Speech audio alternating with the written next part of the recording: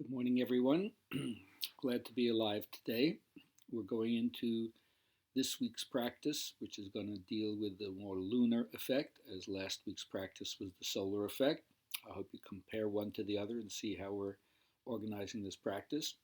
But first, I want to say I'm glad to be alive, and I hope that you are too. And if you're here, see I got the light switch on in the background, flip it on. Pran Mudra, while I'm giving this little early discourse, you touch your thumb to ring, your ring and pinky, and you extend the index and middle. Okay, Pran Mudra. So you connect to the life force of that cosmic energy which creates life and consciousness. So that being said, yoga is a system, a darshan, a worldview, a window through which you see the world that shapes the way you see the world and the way you see yourself. It gets you up and moving, surrounds you with sympathetic fellow travelers.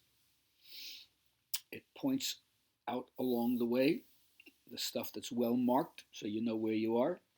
It's tried and true, and it's agreeable to every personality and capacity.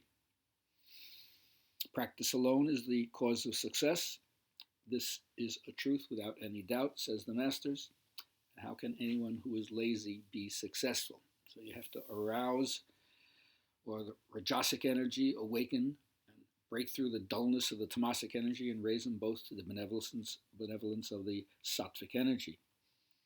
So if we're going to take on the yoga experiment and penetrate into the perpetual enigma of what is illusion and what is reality,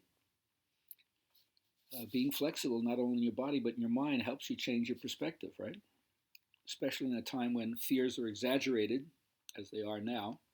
And when you study your breath, you realize your mood changes and your breath changes. So your rate of breath and your state of consciousness are so intertwined, interconnected. Now, just a reminder, it seems that we're doing this every day. Is there no break? Is there no break? Well, according to the Gita, chapter 6, day after day, let the yogi practice in harmony of soul in a secret place in deep solitude, mistress of her mind, hoping for nothing, desiring nothing. Let her find a place that is pure and a seat that is restful, neither too high nor too low, with sacred grass and a skin of cloth thereon. Protect you from the magnetic currents of earth, they say. On that seat let her practice yoga for purification of the soul, with a life of her body and mind in peace, her soul in silence before the One, with upright body, head and neck, which rest still and move not, with inner gaze which is not restless, but rests still between the eyebrows, with soul in peace and all fear gone, and strong in the vow of holiness, let her rest with mind in harmony, her soul on me, her goddess supreme. Yoga is a harmony, not for her who eats too much or her who eats too little, not for her who sleeps too much or for her who sleeps too little. A harmony in eating and resting, in sleeping and keeping awake, a perfection in whatever one does. This is the yoga that gives peace from all pain. For when the mind is resting in the stillness of the prayer of yoga, by the grace of the Spirit, sees the Spirit, therein finds fulfillment. All right, so we got the scriptural injunction. Now let's get to the practice. So first you got to get your seat. Before we even do Jalandhar Bandha, find out how you lift your spine, stack those vertebrae correctly, and as you close your eyes, recede the brain cells so you can remain quiet and humble within. Check to see that your tongue is on the floor of your mouth. Don't let it touch the teeth behind you or hit the roof of your mouth. Relax it down. And take a look here for a second. When we lift, even if we lift the spine and then add that lift from the Muladhara, right underneath the collarbones here, if you pull this skin down and lift more, you'll see, oh, the collarbones just got lifted. So you really want to keep the lift in the collarbone so the upper chest stays lengthened and broad.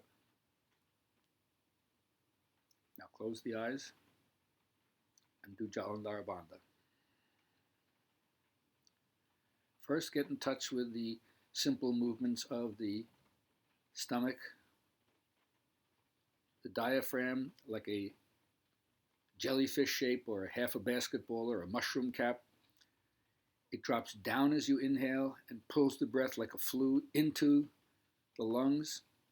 And then when you exhale like a piston, it pushes back up and helps you discharge the breath. So the coordination of the movement of your rib cage, diaphragm, intercostal muscles, and so forth. So your lungs are the bellows, your heart is the pump, and the arteries and the veins are the pipelines that are taking the circulation, which is the blood, which carries the oxygen throughout the whole body. All right, so today we're going to start with Ujjayi breathing, emphasis on the longer exhale. So already there's a ratio breath. Then we're going to go to Viloma 2, which is interrupted exhale. And then the third technique will be Chandra Vedana, inhale left, exhale right, all with open nostril technique. On your next exhale, allow your navel to move back toward the spine. Now inhale your breath, Ujjayi breathing. Pause, and now long, slow, soft exhalation.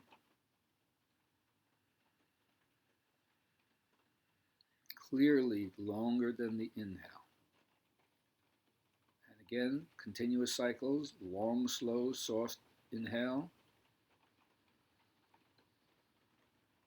But now exhale twice as much at least.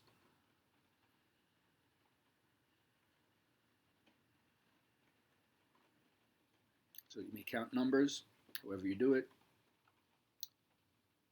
And now you're on your own for the next minute or so. Make the breath as smooth as you can. And concentrate. And again, if you watch my chest, you see that when I exhale, there's no collapse. I keep the lift. I keep the width inside.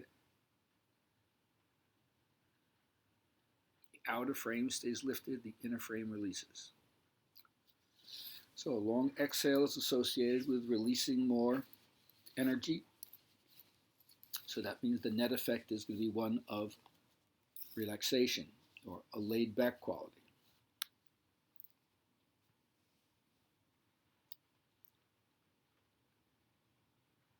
Always making the breath as smooth as you can. The other day we called it streamlining it to smooth texture.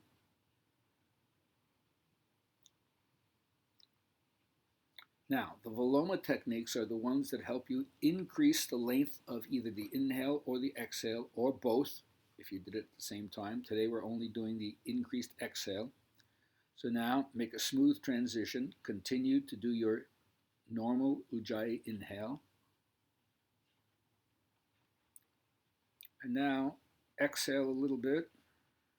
Wait. Exhale again. Wait. Exhale again. Wait. And if you have any more left, exhale again. Now continuous cycles if you can.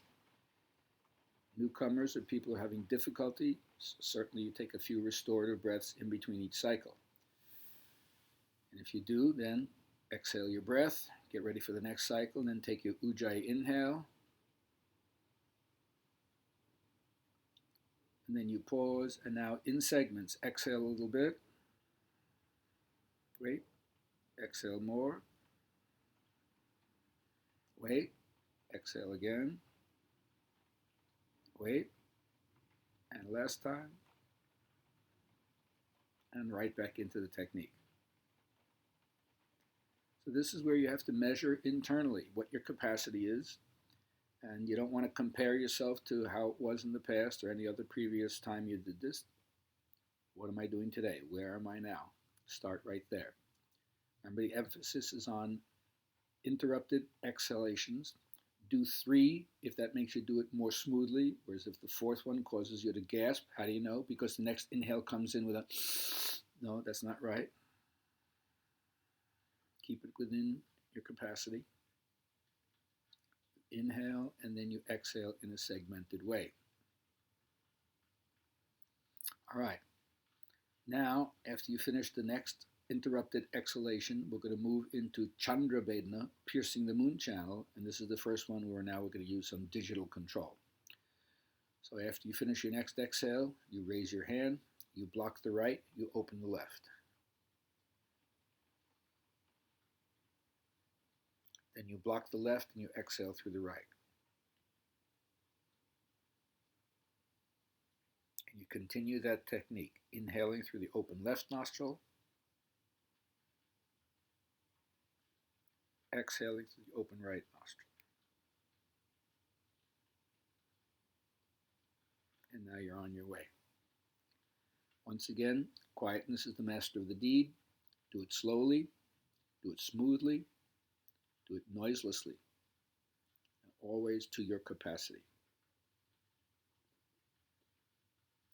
When you breathe, make sure that you're not overbloating the stomach on the first part of the inhale so that you feel the width, like a caliper-like expansion across your floating ribs, and then it moves from the lateral trunk upward toward the armpit.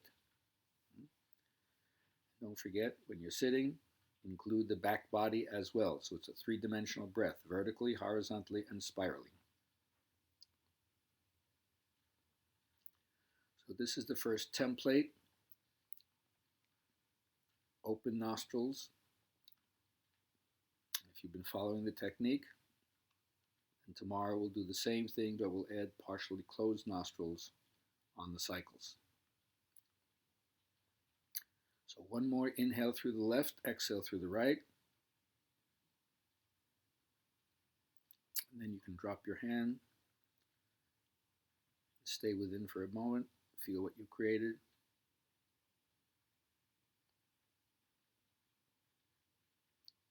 And then you can gently raise your head up and then slowly open your eyes. So there you go. You have something to work with for today. Bring your peace to everyone you meet.